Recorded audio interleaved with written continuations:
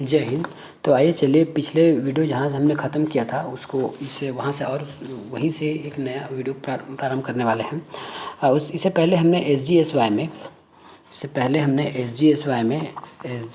Y में हमने वित्तीय पोषण देख लिया था, जिसमें से 75% केंद्र सरकार पैसा देता था और 25% राज्य सरकार पैसा देता था। वही अगर आपका पूर्वोत्तर की बात थी, जैसे उसमें सिक्किम को भी मिलाया गया है, तो उसमें 90-10 था, मतलब 90% आपका केंद्र सरकार पैसा दे रहा था और 10% आपका राज्य सरकार। तो उसके बाद अब देखते हैं कि प्लेसमेंट क्या होता है। जिस हमने SGSY में समूह को ट्रेनिंग क्या समझा है, बस में समूह को ट्रेनिंग दिया जाता था और कुछ लोगों को भी ट्रेनिंग दिया था। तो समूह तो अपना काम कर ही रहे थे, तो जो 25% और लोग जो उस और कोई अन्य लोग को हम जो ट्रेनिंग दे रहे थे, उसमें से 15% को प्लेसमेंट के साथ जॉब देना इस योजना का भी लक्ष्य रहा है। नेक्स्ट है लाभ। इसको लाभ किनको देना है, तो ग्रामीणों को रोजगार हेतु लाभ इनको देना है। और किनको रोजगार देना है, तो 50% ST को देना है, 40% हमको महिला को देना है, 15% अल्पसंख्यक को देना है और 3% आपके विकलांग को देना है। मतलब जिस क्षेत्र में आप रोजगार देना चाहते हैं, है ना, जिस क्षेत्र में आप रोजगार देना चाहते हैं वहाँ कम से कम 50% ST को देना है। वहाँ जितने ST लोग निवास करते हैं उसमें से आपको चुन कर 50% ST SC को देना है, 40% महिला को देना है। अब ये 40% महिला यहाँ भी आ सकती है, इसको डबल काउंट नहीं करेंगे। ये 40% महिला यहाँ भी आ सकती है, इसी में अगर आए तो, ना आए तो अलग से उनको 40% देना है। 15% आपको अल्पसंख्यक को देना है और 3% आपको विकलांगों को देना होता है। ये था हमारा SGSC कार्यक्रम। अब इस योजना की निगरानी के लिए भी कुछ कमेटियां बनाई गई थी, तो वो कमेटी 4 स्तर पर थी। पहला था राज्य स्तर पर, जिसका कार्य था समन्वयन, इसका नाम है कि केंद्र स्तर पर समन्वयन समिति, इसका कार्य है निगरानी रखना। दूसरा है राज्य स्तर पर, तो 3 माह में बैठक लेना, कार्यों का निगरानी करना। तीसरा स्तर है कलेक्टर, आपका तीसरा स्तर है जिला स्तर, इसका होता था कलेक्टर प्रमुख होता था, प्रतिमाह बैठक लेना होता था। जनपद पर भी प्रतिमाह आपका बैठक लेना होता है। अब देखिए इस समितियों को क्यों बनाया गया था। जैसे हमने पहले ही पढ़ा है कि इसमें रोजगार जयंती कार्यक्रम के अंतर्गत आपका समूह बनाते हैं, तो वो समूह कैसे काम कर रहा है, क्या है, उसको NGO ढंग से उसको ट्रेनिंग दे रहा है कि नहीं दे रहा है, जो वित्तीय व्यवस्था प्रदान की जा रही है शासन की ओर से वो सही तरह से उपयोग हो रहा है कि नहीं हो रहा है, इन सब की जानकारी के लिए हम यह 4 कमेटी की बैठक, मतलब स्तर की निगरानी समिति बनाई गई थी। इससे यह फ़ायदा भी होता है कि जैसा यदि सरकार यदि किसी योजना में पैसा लागत लगा रही है, किसी पैसा को इन्वेस्ट कर रही है, तो उसका सही आउटपुट मिले, इसका एक लक्ष्य ये भी था। अगला है RCT योजना आया था। RCT योजना ये 2008 और 2009 में प्रारंभ किया गया था। ये क्या है, हम समझते हैं कि RCT योजना क्या चीज़ है।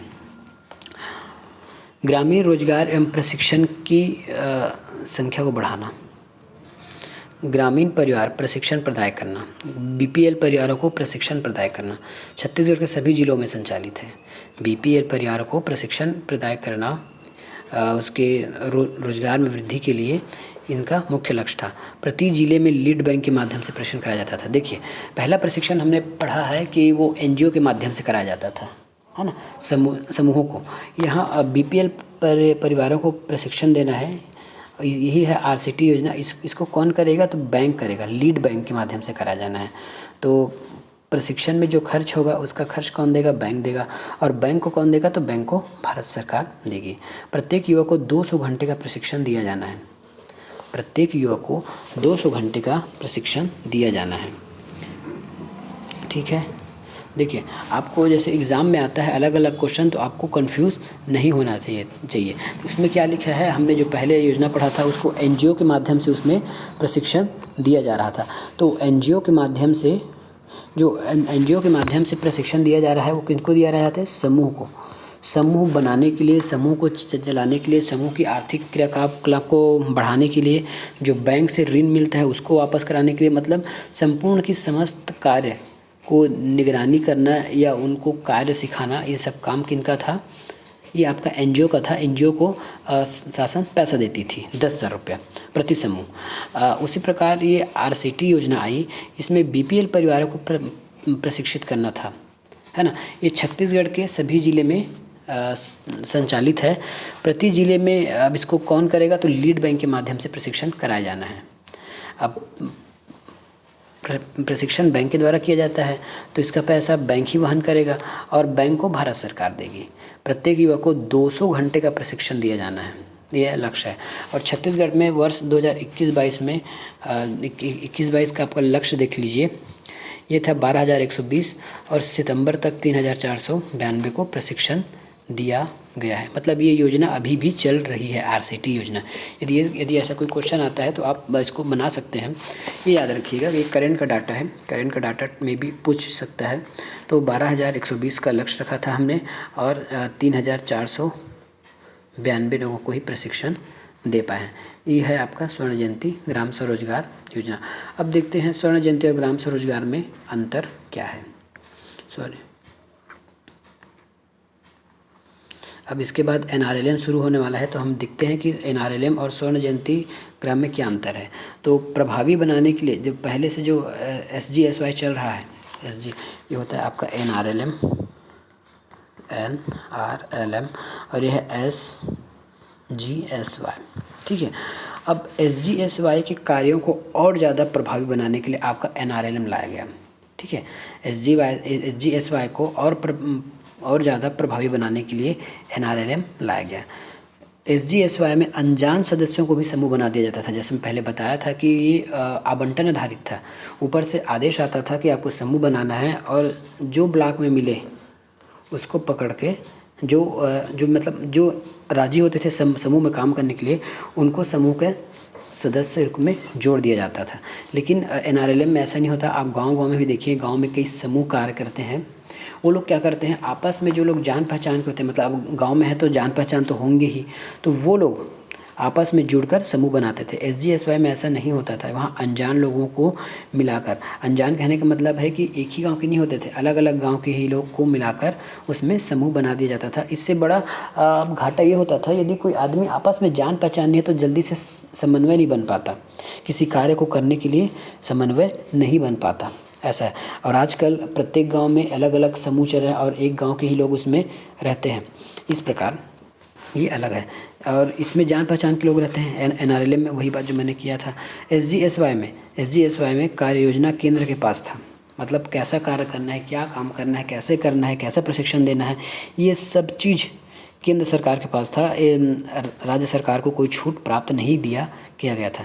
लेकिन जब से एनआरएलएम आया है, राज्यों को इसकी स्वतंत्रता दे दी गई है कि आप अपने हिसाब से कैसे काम करवाएंगे, किस विषय में कि क्या क्या सामान बनवाना है, क्या है कैसा, ये सब चीज़ राज्य शासन को सौंप दिया गया है, ठीक है। एनआरएलएम में लोगों की रुचि के अनुसार कार्य दिया जाता था और SGY में काम थोप दिया जाता था।